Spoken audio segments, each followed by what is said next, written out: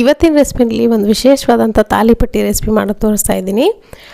ತುಂಬಾ ಸುಲಭವಾಗಿ ಮಾಡ್ಬೋದು, ಟೇಸ್ಟಿಯಾಗಿ ಕೂಡ ಇರುತ್ತೆ, ಹೆಲ್ದಿ ಕೂಡ. ಇದಕ್ಕೆ ನೋಡಿ ಒಂದು ಮಿಕ್ಸರ್ ಜಾರ್ಗೆ ನಾನಿಲ್ಲಿ 1 ಕಪ್ ಆಗುವಷ್ಟು ಹೆಸರು ಕಾಳನ್ನು ಹಾಕ್ಕೊಳ್ತಾ ಇದ್ದೀನಿ. ಹೆಸರು ಕಾಳನ್ನು ಹಾಕ್ಕೊಂಡು ನುಣ್ಣಗೆ ರುಬ್ಕೊಳ್ಳಿ. ಎಷ್ಟಾಗುತ್ತೋ ಅಷ್ಟು ನುಣ್ಣಗೆ ರುಬ್ಕೊಳ್ಬೇಕಾಗತ್ತೆ, ತರ್ತರಿಯಾಗಿ ರುಬ್ಬಬೇಡಿ. ಸೊ ನೀವು ಗೋಧಿ ಹಿಟ್ಟು ಜೋಳದ ಹಿಟ್ಟು ಏನಿರುತ್ತಲ್ಲ ಅದಕ್ಕೆ ನೀವು ಇಲ್ಲಿ ರುಬ್ಕೊಳ್ಬೇಕಾಗುತ್ತೆ. ಸ್ವಲ್ಪ ಜಾಸ್ತಿ ಹೊತ್ತು ತಿರುಗಿಸಿದ್ರೆ ನುಣ್ಣಗಾಗುತ್ತೆ. ಇದನ್ನು ನೋಡಿ ಒಂದು ಮಿಕ್ಸಿಂಗ್ ಬೌಲ್ಗೆ ನಾನಿಲ್ಲಿ ಟ್ರಾನ್ಸ್ಫರ್ ಮಾಡ್ಕೊಳ್ತಾ ಇದ್ದೀನಿ. ಇದಕ್ಕೆ ನೋಡಿ ಒಂದು ಅರ್ಧ ಕಪ್ ಆಗುವಷ್ಟು ಗೋಧಿ ಹಿಟ್ಟು ಹಾಕ್ಕೊಳ್ತಾ ಇದ್ದೀನಿ. ಅರ್ಧ ಕಪ್ ಆಗುವಷ್ಟು ಜೋಳದ ಹಿಟ್ಟು ಕೂಡ ಹಾಕ್ಕೊಳ್ತಾ ಇದ್ದೀನಿ. ಜೋಳದ ಹಿಟ್ಟು ಇದ್ದರೆ ಹಾಕ್ಕೊಳ್ಳಿ, ಇಲ್ಲಾಂದರೆ ಸ್ಕಿಪ್ ಮಾಡ್ಬೋದು. ಒಂದು 1/4 ಕಪ್ ಆಗುವಷ್ಟು ಅಕ್ಕಿ ಹಿಟ್ಟನ್ನು ಹಾಕ್ಕೊಳ್ತಾ ಇದ್ದೀನಿ. ಇವಾಗ ಹಸಿಮೆಣಸಿನ್ಕಾಯಿ 1-2 ಸಣ್ಣದಾಗಿ ಕಟ್ ಮಾಡಿಕೊಂಡು ಹಾಕ್ಕೊಳ್ತಿದ್ದೀನಿ. ಸ್ವಲ್ಪ ಕೊತ್ತಂಬರಿ ಸೊಪ್ಪು, ಹಾಗೆಯೇ ಒಂದು ಈರುಳ್ಳಿನ ಸಣ್ಣದಾಗಿ ಕಟ್ ಮಾಡ್ಕೊಂಡು ಹಾಕ್ಕೊಂಡಿದ್ದೀನಿ. ಕ್ಯಾಪ್ಸಿಕಮ್ 1 ಹಾಕ್ಕೊಂಡಿದ್ದೀನಿ.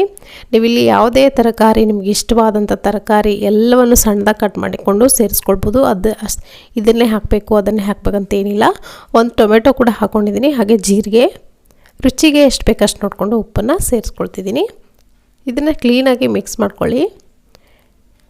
ಇದಕ್ಕೆ ಕ್ಯಾರೆಟು, ಕ್ಯಾಬೇಜ್ ಏನು ಬೇಕಿದ್ರೂ ನಿಮಗೆ ಇಷ್ಟವಾಗಿರುವಂಥ ತರಕಾರಿನ ಸಣ್ಣದಾಗಿ ಕಟ್ ಮಾಡಿಕೊಂಡು ಹಾಕ್ಕೊಳ್ಬೋದು. ನೋಡಿ ಕ್ಲೀನಾಗಿ ಒಂದು ಸರಿ ಮಿಕ್ಸ್ ಮಾಡ್ಕೊಂಡು ಆದಮೇಲೆ ಇದಕ್ಕೆ ನೋಡಿ ಒಂದು ಅರ್ಧ ಟೀ ಸ್ಪೂನ್ ಆಗುವಷ್ಟು ನಾನಿಲ್ಲಿ ಬೇಕಿಂಗ್ ಸೋಡಾ, ಅಂದರೆ ಅಡುಗೆ ಮನೆಯಲ್ಲಿ ಅಡುಗೆ ಸೋಡಾ ಇರುತ್ತಲ್ಲ ಅದನ್ನು ಹಾಕ್ಕೊಳ್ತಾ ಇದ್ದೀನಿ. ಆವಾಗ ನಿಮಗೆ ಗರಿಗರಿಯಾಗಿ ಕ್ರಿಸ್ಪಿಯಾಗಿ ಬರುತ್ತೆ. ಸ್ವಲ್ಪನೇ ನೀರು ಹಾಕ್ಕೊಂಡು ಸ್ವಲ್ಪ ಗಟ್ಟಿಯಾಗಿ ಹಿಟ್ಟನ್ನು ಕಲಿಸ್ಕೊಳ್ಳಿ. ಸೊ ಪೂರ್ತಿ ನೀವು ನೀರು ಥರ ಕೂಡ ಕಲಿಸ್ಕೊಳ್ಬೋದು. ನೀರು ಥರ ಕಲಿಸ್ಕೊಂಡು ದೋಸೆ ಥರ ಕೂಡ ಇಲ್ಲಿ ಮಾಡ್ಕೊಳ್ಬೋದು. ನಾನಿಲ್ಲಿ ಮಾಡ್ತಿರೋದು ತಾಲಿಪಟ್ಟಿ ಆಗಿರೋದ್ರಿಂದ ನಾನಿಲ್ಲಿ ಗಟ್ಟಿಯಾಗಿ ಹಿಟ್ಟನ್ನು ಕಲಿಸ್ಕೊಂಡು ಸ್ವಲ್ಪ ತಟ್ಟೋ ಹದಕ್ಕೆ ನಾನಿಲ್ಲಿ ಕಲಿಸ್ಕೊಳ್ತಾ ಇದ್ದೀನಿ ಹಿಟ್ಟನ್ನು. ನೀವು ಅಕ್ಕಿ ರೊಟ್ಟಿ, ರಾಗಿ ರೊಟ್ಟಿ ಯಾವ ರೀತಿ ಹದಕ್ಕೆ ಕಲಿಸ್ಕೊಳ್ತೀರೋ ಅದೇ ಹದಕ್ಕೆ ಇಲ್ಲಿ ಕಲಿಸ್ಬೇಕಾಗತ್ತೆ. ಚೆನ್ನಾಗಿ ಕಲಿಸಿದ್ದೀನಿ. ಮುಚ್ಚಿ ಒಂದು 10 ನಿಮಿಷ ಬಿಟ್ಟರೆ ಚೆನ್ನಾಗಿ ನೆನೆದಿರುತ್ತೆ ಹಿಟ್ಟು. ನೋಡಿ ಇವಾಗ ಒಂದು 10 ನಿಮಿಷ ಬಿಟ್ಟಿದ್ದೆ, ಚೆನ್ನಾಗಿ ನೆನೆದಿದೆ ಹಿಟ್ಟು. ಸ್ವಲ್ಪನೇ ಹಿಟ್ಟನ್ನು ತೊಗೊಂಡು ನೀವಿಲ್ಲಿ ಒಂದು ಪ್ಲಾಸ್ಟಿಕ್ ಶೀಟು ಅಥವಾ ಬಟರ್ ಪೇಪರ್ ಮೇಲೋ ಅಥವಾ ಬಾಳೆ ಎಲೆ ಇದ್ದರೆ ಬಾಳೆ ಎಲೆ ಮೇಲುಗಡೆ ಕೂಡ ನೀವಿಲ್ಲಿ ತಟ್ಕೊಳ್ಬೋದು. ನಾನಿಲ್ಲಿ ಒಂದು ಪ್ಲಾಸ್ಟಿಕ್ ಶೀಟ್ ಮೇಲೆ ಸ್ವಲ್ಪ ಎಣ್ಣೆನ ಹಚ್ಕೊಂಡು ಗ್ರೀಸ್ ಮಾಡ್ಕೊಳ್ತಾ ಇದ್ದೀನಿ. ಗ್ರೀಸ್ ಮಾಡಿಕೊಂಡು ಈ ತಾಲಿಪಟ್ಟಿ ಏನಿದೆ ಅದನ್ನು ಹಾಕ್ಕೊಂಡು ತಟ್ಕೊಳ್ಳಿ. ತುಂಬ ತೆಳುವಾಗಿ ಮಾಡಲಿಕ್ಕೆ ಹೋಗ್ಬಿಡಿ, ಆವಾಗ ನಿಮಗೆ ಪ್ಲಾಸ್ಟಿಕ್ ಶೀಟಿಂದ ಇದು ಎದ್ದು ಬರಲ್ಲ. ಹಾಗೆ ಒತ್ತಿ ಪ್ರೆಸ್ ಮಾಡಬೇಡಿ, ಮೇಲ್ಗಡೆ ಮಾತ್ರ ಜಸ್ಟು ಇದಕ್ಕೆ ಶೇಪ್ ಕೊಡಿ. ಸೊ ನೋಡಿ ಜಾಸ್ತಿ ಒತ್ತಿದ್ರೆ ಅಂಟ್ಕೊಳ್ಳುತ್ತೆ, ಪ್ಲಾಸ್ಟಿಕ್ ಶೀಟ್ ಆಗಿರೋದ್ರಿಂದ ಅಂಟ್ಕೊಳ್ಳೋಂಥ ಚಾನ್ಸಸ್ ಇರುತ್ತೆ. ಅದಕ್ಕೋಸ್ಕರ ಪ್ರತಿ ಸತಿ ಮಾಡಬೇಕಾದ್ರೂ ಎಣ್ಣೆನ ಗ್ರೀಸ್ ಮಾಡಿಕೊಂಡು ನೀವು ಮಾಡ್ಕೊಳ್ಬೇಕಾಗತ್ತೆ. ಇವಾಗ ನೋಡಿ ಇಷ್ಟು ಸಾಕು, ಇಷ್ಟು ದಪ್ಪವಾಗಿ ಸಾಕು. ಇವಾಗ ಇದನ್ನು ತಗೊಂಡು ನಾನು ತವೆ ಕೂಡ ಕಾಯಕ್ಕಿಟ್ಟಿದ್ದೀನಿ. ನಾನು ತವೆ ಮೇಲ್ಗಡೆ 1 ಸ್ಪೂನಷ್ಟು ಎಣ್ಣೆ ಹಾಕ್ಕೊಳ್ಳಿ ಮೊದಲಿಗೆ.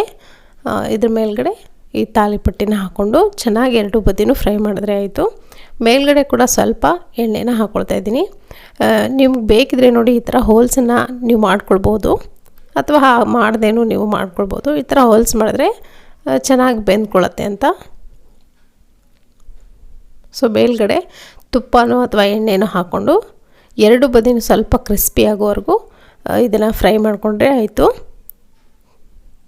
ತುಂಬಾ ಒಂದು ಹೆಲ್ದಿಯಾಗಿರುವಂಥ, ಟೇಸ್ಟಿಯಾಗಿರುವಂಥ ಬ್ರೇಕ್ಫಾಸ್ಟು ಅಂತ ಹೇಳ್ಬೋದು. ಸೊ ನೋಡಿ 2 ಕಡೆಯೂ ಈ ಥರ ಕಲರ್ ಬರಬೇಕು, ಪೂರ್ತಿ ಗೋಲ್ಡನ್ ಬ್ರೌನ್ ಕಲರ್ ಆಗಿ. ಸೊ ಈ ಥರ ಚೆನ್ನಾಗಿ ಫ್ರೈ ಮಾಡಿಕೊಂಡ್ರೇ ಇದು ಚೆನ್ನಾಗಿ ಟೇಸ್ಟ್ ಬರೋದು.